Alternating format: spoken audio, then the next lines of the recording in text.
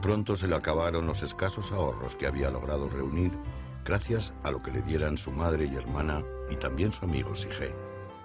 Miguel está 6 meses y llega a rozar la indigencia física porque no tiene recursos ya, ya ha pedido dinero a todo el mundo, no puede más, y desde luego lo que ocurre en Madrid no era lo que él esperaba. Esperaba un reconocimiento casi inmediato y por lo menos que le atendieran.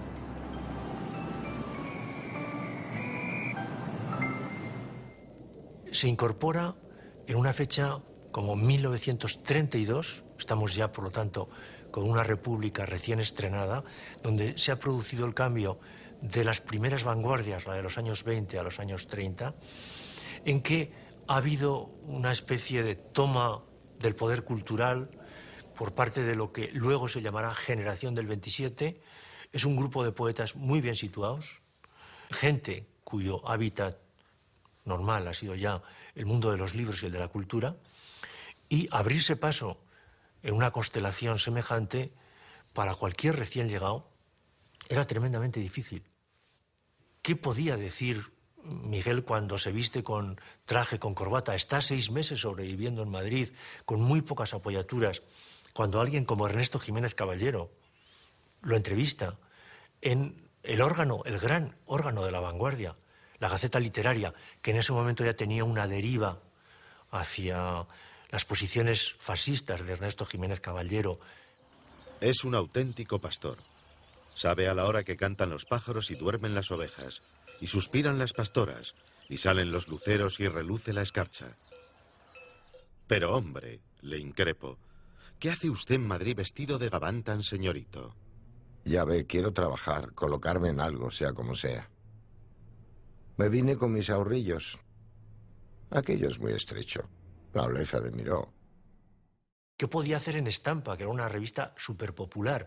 La revista donde le lee por primera vez la entrevista Josefina Manresa, que era una modistilla y que luego será su novia y luego su esposa y su viuda. Él coge una especie de bronquitis el 1 de mayo del año 32, porque el 5 de mayo está escribiendo una carta a Ramón Sige contándole cómo se encuentra, con una fiebre altísima y que la tos que tiene tan oscura y tan fea no le ha parado todavía, ¿no? Sí, hay que tener en cuenta que llega en invierno. Viene de una zona cálida como es Orihuela, la Vega Baja del Segura. Tampoco tenía calefacción en la habitación y evidentemente decir que tuvo varios resfriados, es decir, que tuvo varias situaciones que afectarían posteriormente a la larga en debilitar su aspecto físico, su situación de enfermedad. En el tren que lo devolvía a Alicante, quiso la fatalidad jugarle una mala pasada.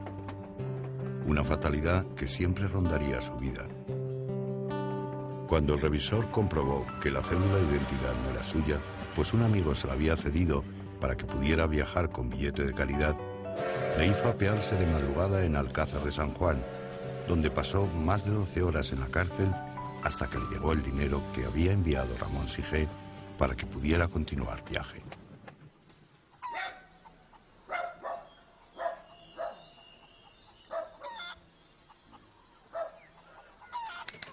Durante el siguiente año y medio que pasó en el pueblo, ya no volvió a la tarea de pastor.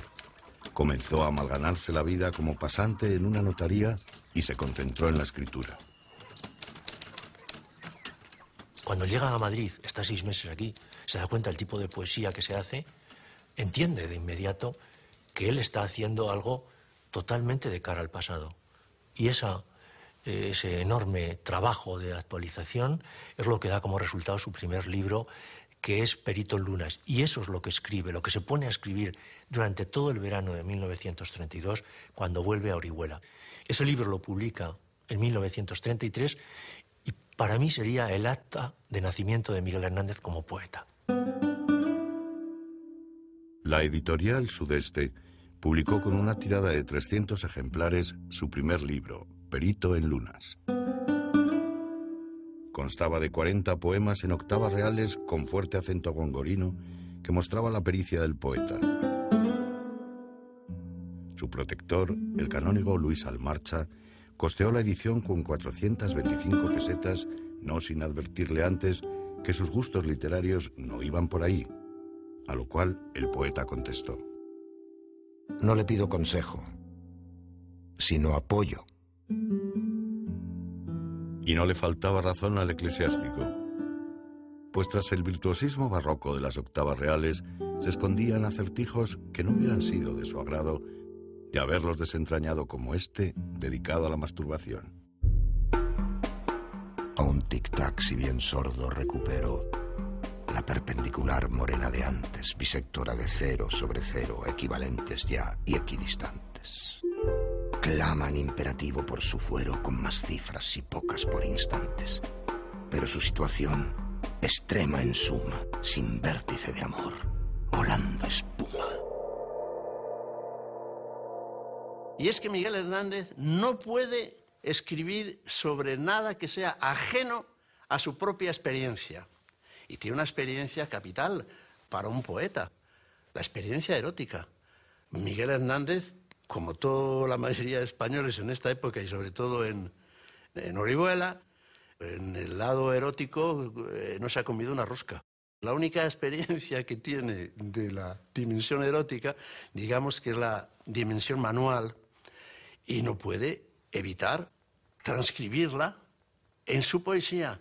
Pero cuidado, el libro Perito en Lunas está pagado por la Iglesia de Orihuela. Es Luis Almarcha el que le ha sacudido el dinero para pagarlo. Y no va a pagarle el canónigo Almarcha un libro en el que hay un poema que dice que no le queda más remedio que satisfacerse manualmente. Por consiguiente, ahí tiene usted la segunda necesidad expresiva, formal del gongorismo, del carácter críptico de estos poemas.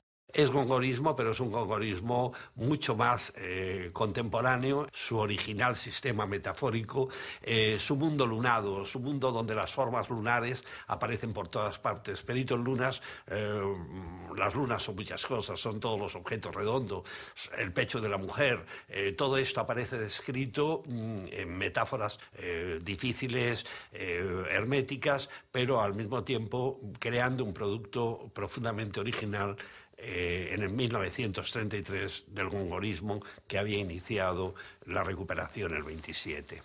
Perito en Lunas es tomar todos los elementos que hay alrededor, que son las cabras, que son las cuadras que él tiene que limpiar a diario, y convertirlos en materia poética. Es un libro muy visual, que tiene una técnica muy de viñetas, y Miguel Hernández lo explicó por los pueblos con un cartelón. Él llevaba un cartelón con dibujos e iba explicando las imágenes, lo cual nos indica que Miguel Hernández era alguien que pensaba muy visualmente y de hecho dibujaba muy bien. Es alguien que de repente todo su mundo cotidiano lo corta en facetas y lo vuelve a montar de una manera completamente moderna. Perito en Lunas no tuvo la acogida esperada. En una carta de abril del año 33, Miguel Hernández se quejaba al ya consagrado Federico García Lorca, 12 años mayor que él, a quien había conocido hacía 3 meses cuando estaba de gira por Murcia con el grupo teatral de La Barraca. Admirado poeta amigo, le escribí hace mucho, pidiéndole elogios, aunque ya se los había oído, para mi Perito en Lunas. Y aquí me tiene usted. He pensado ante su silencio que usted nos tomó el pelo a lo andaluz en Murcia, recuerda, que para usted fuimos o fui lo que recuerdo que nos dijo cuando le preguntamos quién era uno que le saludó. Ese, dijo, uno de los de adiós, ¿cuándo nos vemos? Y luego me escriben muchas cartas a las que yo no contesto. Puede estar ofendido contigo. Perdone, pero se ha quedado todo. Prensa, poetas, amigos, tan silencioso ante mi libro tan alabado, no mentirosamente como dijo por usted la tarde aquella murciana, que he maldecido las putas horas y malas en que di a leer un verso a nadie. Yo creo que en aquel encuentro murciano, Lorca no se llevó una buena impresión de Miguel por 2 aspectos. Por ese exceso, ¿no?, de orgullo y sobre todo por el aspecto físico de Miguel Hernández. A Lorca le gustaba la gente bien vestida. Y si no, que se lo pregunten a Buñuel cuando no le dejó subir y acompañarlo a casa de un doctor en plena castellana porque no llevaba corbata, ¿no? Lorca era un burgués, Lorca era un genio, Lorca era el mejor dramaturgo que tuvo la generación del 27 y uno de los poetas más universales que hemos tenido, pero Lorca tenía su carácter. Y Lorca era muy solidario con aquellos marginados que le interesaban, literariamente hablando, como los negros o como los gitanos, pero a la hora de enfrentarse realmente a un caso concreto, como era el de Miguel, de alguna manera se espantaba de sus maneras o de su vestimenta. Hay que ver el tono que Miguel Hernández emplea en las cartas. Él no pide, exige.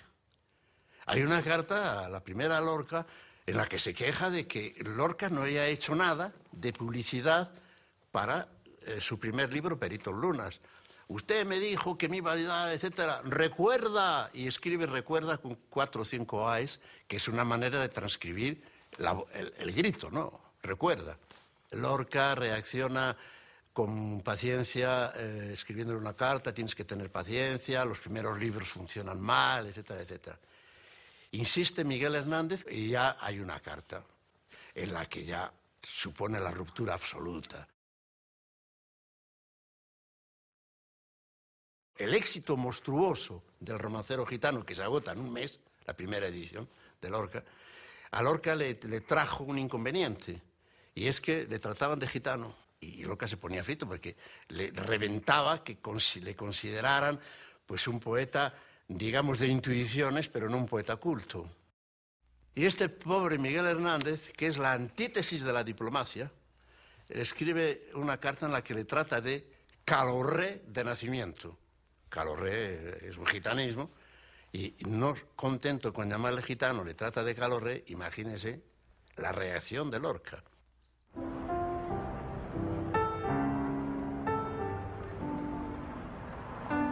En marzo de 1934, Miguel Hernández estaba de nuevo en Madrid. Esta vez su estancia en la capital, entre idas y venidas a Orihuela, fue mucho más fructífera.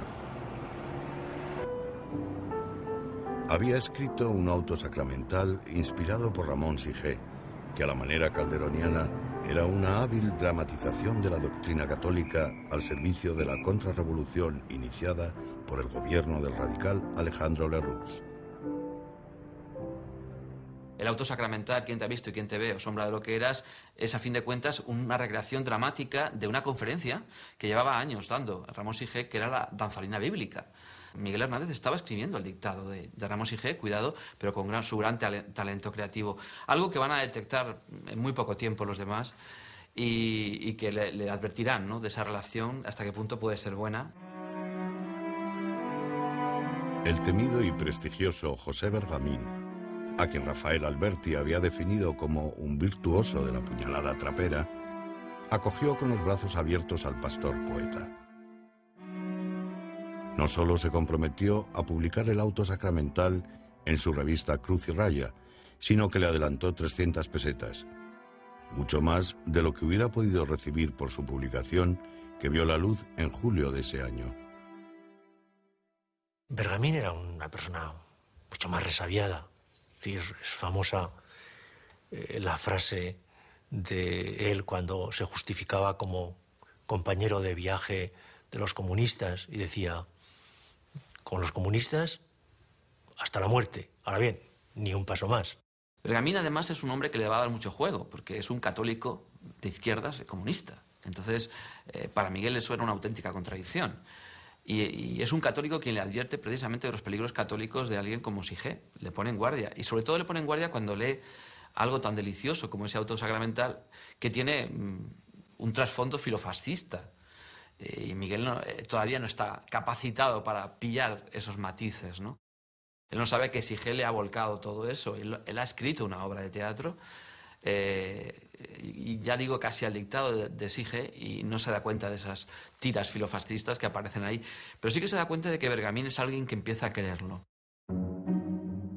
En la redacción de Cruz y Raya conoció a José María de Cossío, una figura fundamental que le ayudó siempre, pero sobre todo a Pablo Neruda. Este encuentro le iba a cambiar la vida, ya que el diplomático y poeta chileno fue quien le introdujo en los círculos literarios de la capital. Ese primer contacto con Neruda es para Miguel alentador, que le diga que es el mejor poeta católico de España, ¿no? él se lo toma como un auténtico elogio. Y Neruda lo decía de verdad. Es decir, no es que yo tenga mucha querencia con lo católico, pero es que usted es un magnífico poeta católico.